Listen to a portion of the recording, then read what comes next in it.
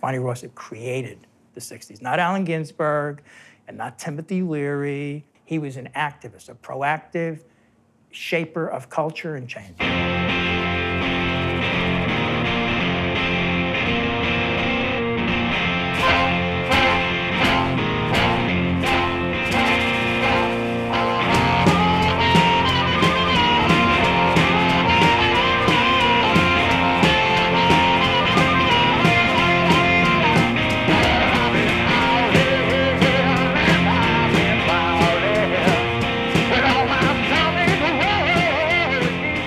Barney always supported the underground, always supported the artists that came with new techniques, with new ideas. He gave the artists the declaration of their independence to go ahead and be who you are, even though it's against the grain, and it's against the government, and against your mother and your father. He was always on the other side of society.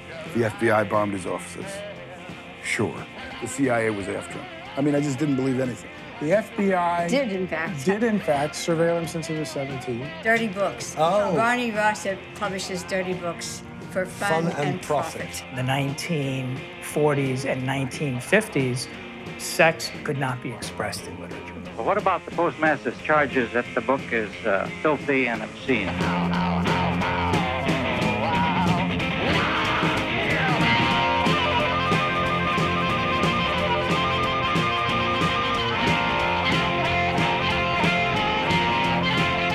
The channels were locked. Barney opened up those channels.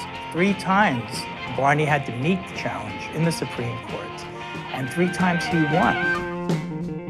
I don't think he loved everything he brought in or everything he published, but he was absolutely fierce about your right to read it. He opened up all the culture for a much wider form of discourse. With the biases of a culture, a lot of stuff gets thrown out without value because it doesn't conform to a template. Last Sex of the Brooklyn is about transsexuals. I mean, that was visionary. Dare to read these things. Just see what happens. What's the worst that can fucking happen? You know, you're gonna think a little bit differently.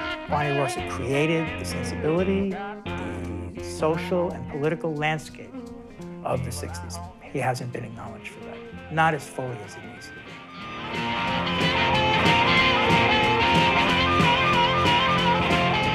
Barney was someone who wanted to be in the now. Let's just be totally free. Life is one last orgasmic bomb.